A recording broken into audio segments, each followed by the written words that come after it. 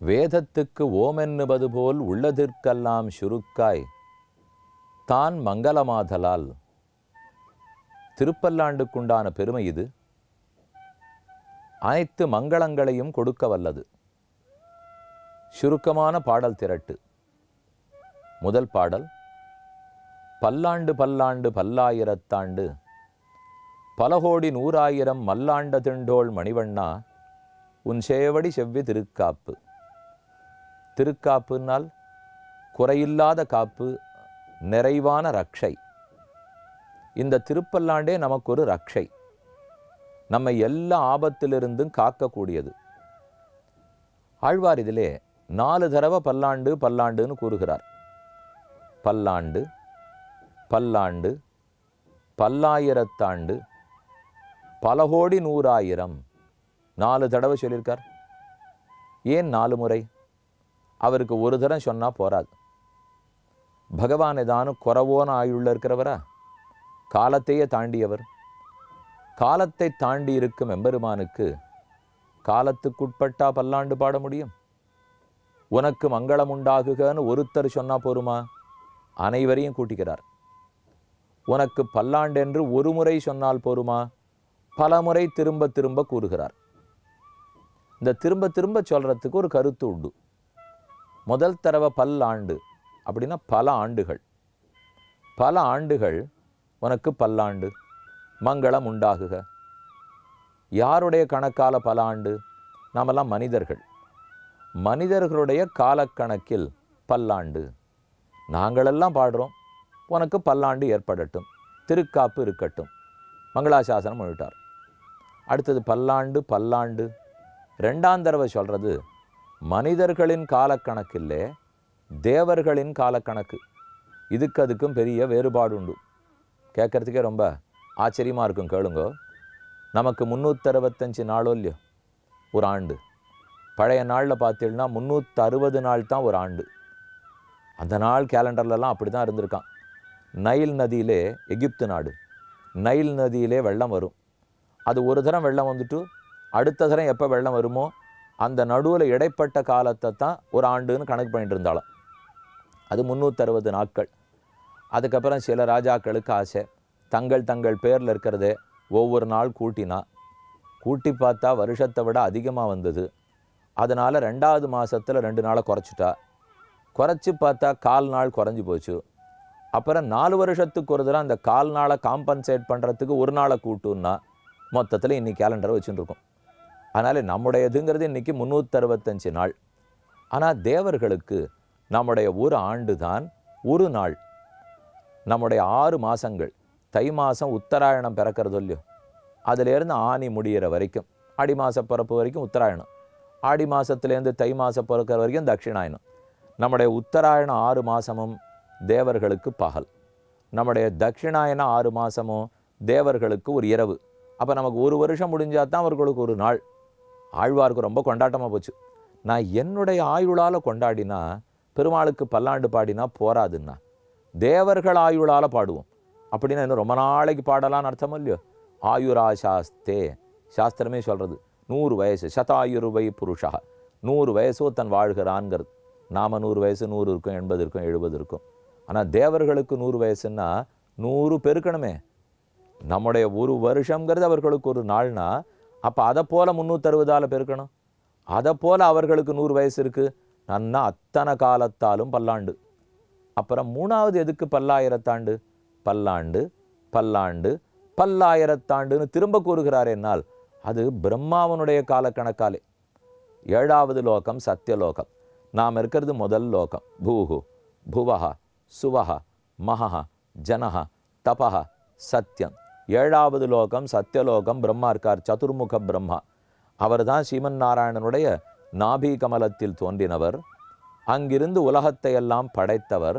அவர் 7வது லோகத்தில் அமர்ந்திருக்கார். அவருக்கு ஒரு காலம் இருக்கு. இப்போ நான் இத்தனை சொன்னது இந்திரனுடைய காலம், அது 3வது லோகம். சொர்க்கலோகத்தில் இருக்கிற காலம்தான் சொன்னேன். 6 மாதம் பகல், 6 மாதம் ராத்திரி, அதான் அவளுக்கு ஒரு ஆண்டு ஒரு நாளாருதுன்னுட்டு. இப்போ அதே மாதிரி கணக்கு போட்டீங்கன்னா இது பல லட்சம் ஆண்டுகள் ஓடணும். இப்போ நம்முடைய காலக்கணக்கின்படி பார்த்தா ஒரு நாளைக்கு 24 மணி நேரம், 7 நாள் ஒரு வாரம், அப்படி இப்போ 12 மாதம் ஆச்சுன்னா ஒரு வருஷம். இதை போல் பல ஆண்டுகள் 43,20,000 வருஷம். எவ்வளவு? 43,20,000 வருஷம் போனால் ஒரு சதுர்யுகம். அப்போ தான் 4 யுகங்கள் சேர்ந்த ஒன்று போகும். அதில் கிருதயுகம், திரேதாயுகம், துவாபர யுகம், கலியுகம், 4 யுகங்கள். இந்த 4 யுகங்களும் சேர்த்து 43,20,000 வருஷம். சாமி, நம்ம யுகத்தை பற்றி சொல்லும். கலியுகத்தில் எத்தனை? 4,32,000 ஆண்டுகள். அதில் இப்போ எவ்வளவு கழிஞ்சிருக்கு சுவாமி? கலி தலைவிரிச்சு ஆடுறதை பார்த்தா சீக்கிரம் முற்றிடும் போல் இருக்கேனால் அப்படி இல்லை. கணக்கை பார்த்தா கலி பிறந்த 5,117 ஆண்டுகள் தான் முடிஞ்சிருக்கு. மூச்சு விட்டுடுவோம். இன்னும் 4,27,000 வருஷமா? அப்போ கலி என்ன ஆகுமோன்னால் நாம் இருந்து பார்க்க போகிறது இல்லை. அது என்ன ஆக போகிறதோ தெரியாது இப்போ. ஆனால் விஷ்ணு புராணத்தில் ரிஷி மகரிஷி சொல்கிறார் பராசரர், பாகவத புராணத்தில் சுகாச்சாரியர், இவர்களெல்லாம் சொல்லியிருக்கா கலி முத்த முத்த என்ன போகிறதுன்னுட்டு. கடைசியில் தான் கல்கி பகவான் அவதரிக்கிறார். இது நம்ம கால கணக்கு. அப்போ ஒரு 4 யுகங்கள் போகணும்னால் 43,20,000.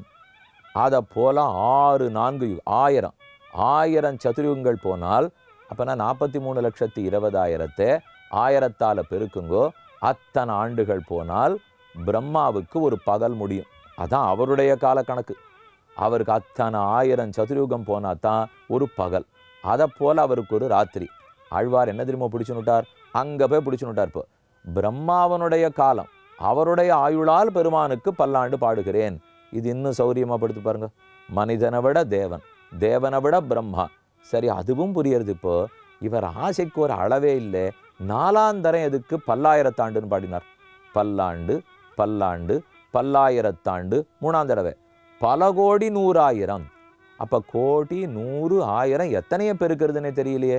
எதுக்கு 4ஆந்தரம் பல கோடி 100,000 பாடியிருக்காருனால் பிரம்மா வரைக்கும் இப்போ வந்தாச்சு. இனிமே யாரை சேர்க்கறது? ஒரே ஒரு வழி தான் இருக்குது. இப்போ பல பிரம்மாக்கள் உளர். பிரம்மாங்கிற நான்முகன் ஒத்தர் இல்லை. ஒரு அண்டத்துக்கு ஒரு பிரம்மா. ஒரு அண்டம்னா 7 14 லோகங்கள். மேலே 7 லோகம், கீழே 7 லோகம். அதல, சுதல, விதல, தலாதல, ரசாதல, பாத்தாள, இதெல்லாம் கீழ்லோகங்கள். மேலே இருக்கிறது 7 லோகம். 7 14 லோகம். சதுர்தச புவனாத்மகம் அண்டம் தசகுணிதோத்தரஞ்ச ஆவரண சப்தகம்னு ராமானுஜர் சாதிக்கிறார். இந்த 14 லோகங்கள் சேர்ந்து ஒரு அண்டம். ஒரு அண்டத்துக்கு ஒரு பிரம்மா. ஒரு அண்டம் தானே இருக்கும்?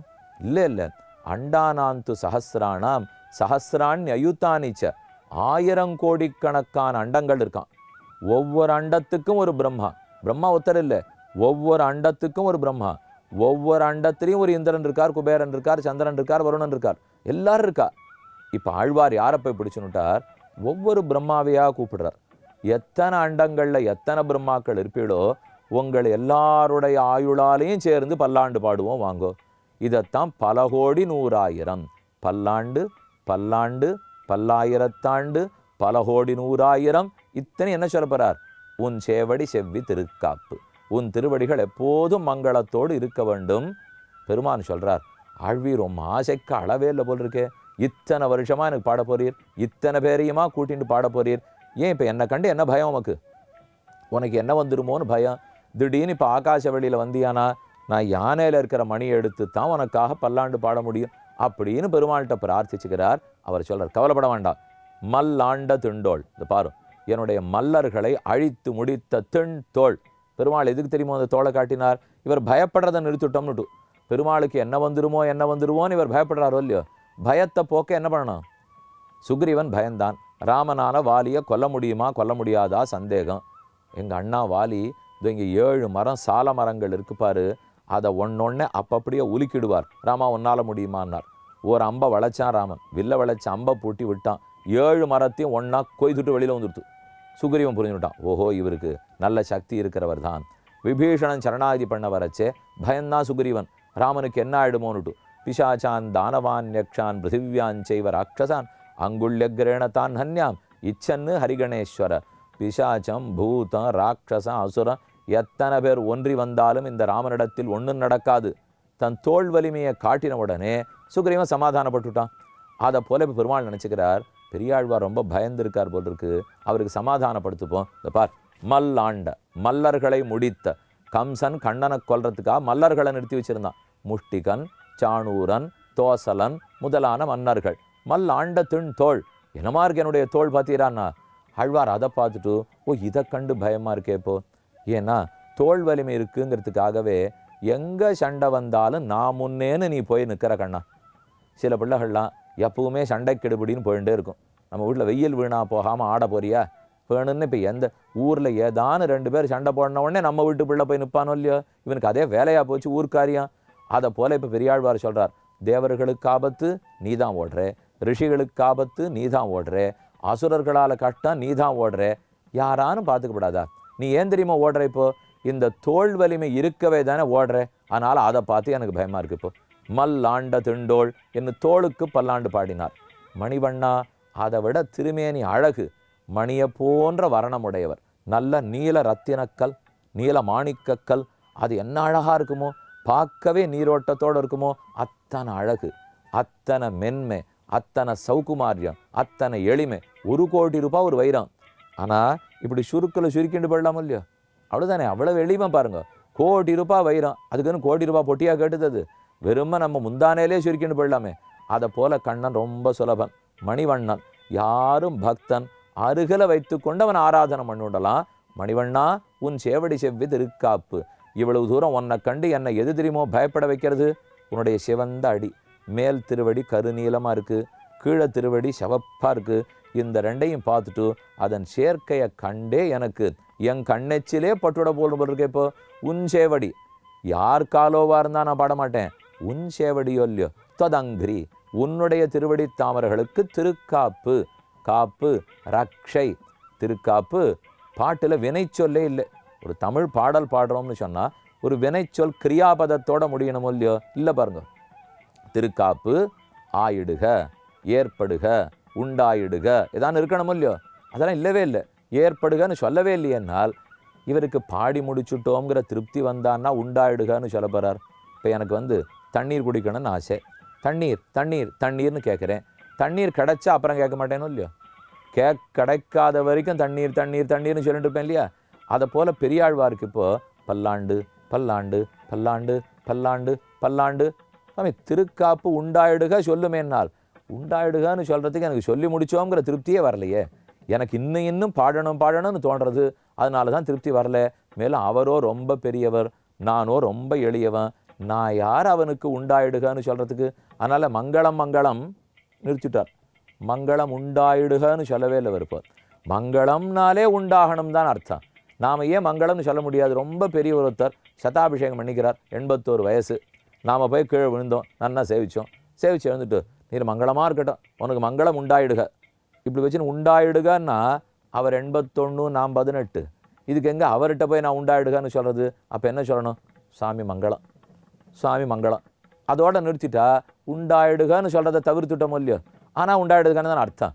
அதை போலத்தான் இங்கே பாடியிருக்கார். பல்லாண்டு பல்லாண்டு பல்லாயிரத்தாண்டு பல கோடி 100,000 மல்லாண்ட திண்டோள் மணிவண்ணா உன் செவ்வடி செவ்வி திருக்காப்பு. அடுத்த பாட்டு, அடியோமோடும் நின்னோடும் பிரிவின்னி 1000 பல்லாண்டு வடிவாய் நின் வலமார்பினில் வாழ்கின்ற மங்கையும் பல்லாண்டு வடிவாறு சோதி வலத்துறையும் சுடர் ஆழியும் பல்லாண்டு படை போர் புக்கு முழங்கும் அப்பாஞ்ச சன்னியமும் பல்லாண்டே. ரொம்ப அழகா பல பேருக்கு பல்லாண்டு பாடுறார். இன்னும் அரிய செய்திகள் காத்திருப்போம்.